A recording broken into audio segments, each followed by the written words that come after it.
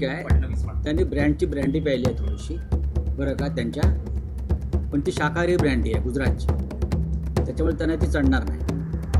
प्रश्न असा आहे की तुम्ही कोण ठरवणार? शिवसेना प्रमुखांनंतर आम्ही निवडणुका लढलेलो आहोत त्यांच्याच आशीर्वादाने. त्या निवडणुका चांगल्या प्रकारे आम्ही जिंकलेलो आहोत.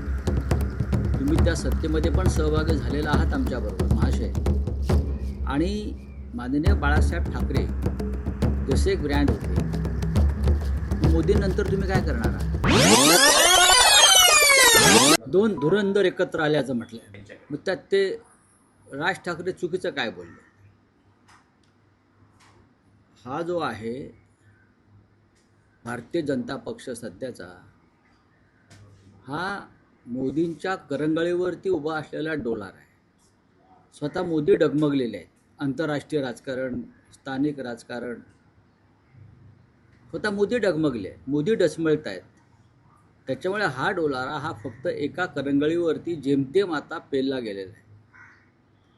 अशा वेळेला राज ठाकरे असं म्हणत आहेत, सन्माननीय राज ठाकरे, की तो कधी कोसळून पडेल आणि ते कोसळण्याची वाट या देशाची जनता पाहते. कधी कोसळून पडेल याला भक्कम असा आधारच नाही आहे भाजपच्या कोणत्याही. तसं नसतं. जर भक्कम आधार असता वैचारिक तर AIM बरोबर युती झाली नसती, काँग्रेसबरोबर युती केली नसती, आणि मग फार गदारोळ झाल्यावर त्यांनी कारवाया केल्या, माघार घेतली. ठीक आहे, त्यांनी ब्रँडची ब्रँडी प्यायली आहे थोडीशी, बरं का, त्यांच्या, पण ती शाकाहारी ब्रँडी आहे गुजरातची, त्याच्यामुळे त्यांना ती चढणार नाही. प्रश्न असा आहे की तुम्ही कोण ठरवणार? शिवसेना प्रमुखांनंतर आम्ही निवडणुका लढलेलो आहोत त्यांच्याच आशीर्वादाने. त्या निवडणुका चांगल्या प्रकारे आम्ही जिंकलेलो आहोत. तुम्ही त्या सत्तेमध्ये पण सहभागी झालेला आहात आमच्याबरोबर महाशय. आणि माननीय बाळासाहेब ठाकरे जसे एक ब्रँड होते, मग मोदींनंतर तुम्ही काय करणार आहात? आज जर मोदी ब्रँड असेल असं तुम्ही म्हणताय, मग जेव्हा मोदी नसतील, अमरपट्ट्या घेऊन कुणी आलंय का? मग मोदी नसतील तर तुम्ही कोणत्या ब्रँडची ब्रँडी पिणार आहात? मला सांगा जरा. शिवसेना प्रमुख हे नक्कीच या महाराष्ट्राच्या नव्हे तर देशाच्या राजकारणातले ब्रँड होते. जसे महात्मा गांधी होते, सरदार वल्लभभाई पटेल होते. अशा विषयावरती फडणवीसांनी बोलू नये. फडणवीसांनी वर्तमानावर बोलावं आणि बाळासाहेब ठाकरे यांच्याविषयी चर्चा करण्याचं किंवा त्यांच्याविषयी भूमिका घेण्याचं त्यांना कारण नाही. ज्या शिवसेना प्रमुखांचा पक्ष तुम्ही फोडलात, ज्या शिवसेना प्रमुखांच्या चिन्हाची चोरी करून तुम्ही दुसऱ्यांना दिलं, त्यांनी शिवसेना प्रमुखांचा उल्लेख करावा. हे आश्चर्य आहे. माघार घेतली आहे निवडणुकीतून. नाही, ते ह्याविषयी त्या भागातलं काम जे पाहतात त्यांच्याकडून विचारणा सुरू आहे. माझ्याकडे त्या संदर्भात योग्य माहिती नाही आहे, मी त्याच्यावरती उत्तर देणार नाही. पण हे सगळे शेवटी पैशाचेच खेळ आहेत, दबावाचे खेळ आहेत. कोण कोणाच्या मागे जाईल हे सांगता येत नाही. जर भाजपा AIMची युती होऊ शकते, AIMची, किंवा भाजपा अंबरनाथला काँग्रेसची युती होऊ शकते, तर देशाच्या महाराष्ट्राच्या राजकारणात भाजपला काही शक्य नाही किंवा शिंदे गटाला काही शक्य नाही. मुलीला उमेदवारी मिळाली नाही. दगडू सकपाळ हे शिवसेनेचे जुने जाणते नेते आहेत, पदाधिकारी आहेत, आमदार होते. त्यांच्या मुलीला उमेदवारी जशी मिळाली नाही तसे अनेक ज्येष्ठ नेत्यांच्या, पदाधिकाऱ्यांच्या जवळच्या लोकांना उमेदवारी मिळाली नाही. जर उमेदवारी मिळाली नसेल त्यामागे काही कारणं असतील. दगडू सकपाळ आणि त्यांचं कुटुंब हे कायम ठाकरे कुटुंबाबरोबरच राहिलं आहे. पण जेव्हा एखादी उमेदवारी विशिष्ट व्यक्तीला दिली जात नाही तेव्हा त्यामागे काही त्या भागातली स्थानिक कारणंसुद्धा असू शकतात, आणि ती डावलून उमेदवारी देणं म्हणजे उमेदवाराचा पराभव घडवणं असं असतं. हे आमच्या दगडूदादांनासुद्धा माहिती आहे. ठीक आहे, ते नाराज असू शकतात. आम्ही त्यांच्या घरी जाऊ. मधल्या काळात ते साताराला किंवा त्यांच्या गावाला जाऊन बसले होते असं मला कळलं. मी चौकशी केली. मी स्वतः त्यांच्याविषयी सद्भावना बाळगणारा माणूस आहे. पण दगडूदादा हे आमचेच आहेत. आता एकनाथ शिंदे, निलेश राणे यांना एक दिवसाची बातमी हवी असते. याला फोडला, त्याला फोडला, त्याच्या या एक दिवसाच्या बातम्या असतात. नंतर हे जे जातात त्यांचं काय होतं, कुठे अदृश्य होतात, बरं का, हे कधीच कळत नाही.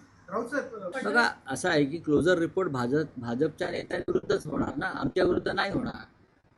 दिल्लीच्या कोर्टानं मला निर्दोष मुक्त केलेलं आहे, पण माझा क्लोजर रिपोर्ट केला नाही. मला तसं वाटत नाही की शरद पवारांनी ज्या प्रकारचं आयुष्य, राजकीय जीवन एका विचारधारेसाठी समर्पित केलेलं आहे, हा शाहू फुले आंबेडकर, त्या विचारधारेला सोडून शरद पवार वयाच्या 86व्या वर्षी भारतीय जनता पक्षाबरोबर जातील असं मला सुतराम वाटत नाही, अजिबात वाटत नाही. माझं वारंवार त्यांच्याशी या विषयावर चर्चा होत असते, तेही आमच्याशी मोकळेपणानं बोलत असतात. एक फार मोठ्या विचारांची भूमिका घेऊन 50 वर्षापेक्षा जास्त काळ शरद पवार यांनी महाराष्ट्राच्या राजकारणामध्ये काम केलं, एक पिढी घडवली, अनेक पिढ्या घडवल्या, आणि त्या पिढीलाही त्यांनी हाच वारसा दिला, या विचारांचा वारसा दिला यशवंतराव चव्हाणांपासून त्यांनी.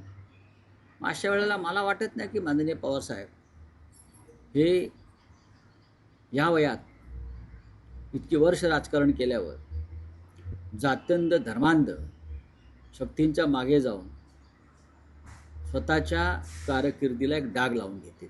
चला, थँक्यू. नाही, मतदान कोण करू देत नाही? मतदान तुम्हीच करू देत नाहीत. मतदार यादीतून नावं वगळून, SIR सारख्या योजना आणून, दहशत निर्माण करून गावागावात. खरं म्हणजे कारवाई राज्याच्या मुख्यमंत्र्यांवर आणि निवडणूक आयोगावर व्हायला पाहिजे या महाराष्ट्रात आणि देशात. पक्ष फोडायला निवडणूक आयोगांना मदत करून, मतदारामध्ये गोंधळ निर्माण करून मतदान करूच द्यायचं नाही. जे आपल्या विचाराचे, आपल्या भूमिकेचे नाहीत त्यांना मतदान करू द्यायचं नाही. ऑस्ट्रेलिया कशाला सांगताय? महाराष्ट्रात बघा, नागपुरात बघा आणि मुंबईत बघा मिस्टर फडणवीस. चला, थँक्यू. नाही, 33 खासदार जेव्हा देशभरात निवडून आले तेव्हाची राजकीय परिस्थिती ही आजच्यासारखी नव्हती.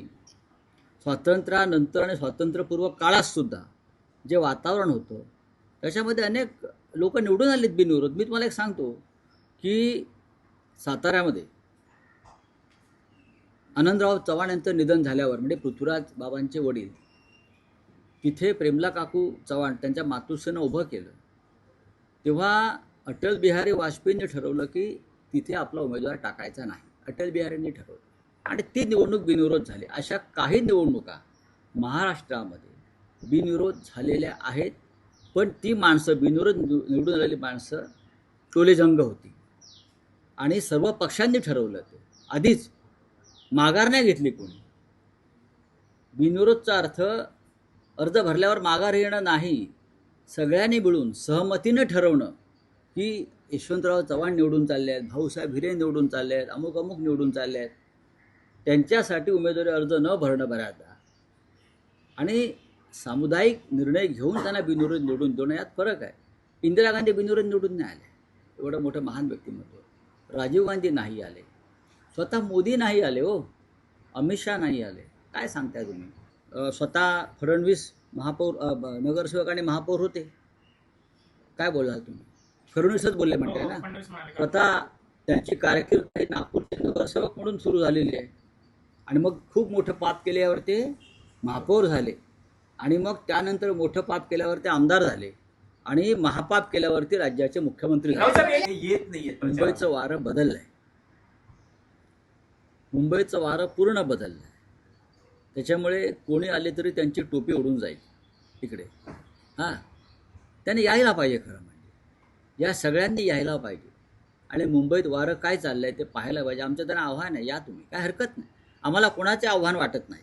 मोदीजी येऊ द्या, योगीजी येऊ द्या, मध्य प्रदेश राजस्थानचे मुख्यमंत्री येऊ द्या, कोणीही येऊ द्या, मुंबईवर मराठी माणसाचाच भगवा फडकेल. मशाल आणि इंजिन ठाकरे बंधू, पर्याय नाही. धन्यवाद.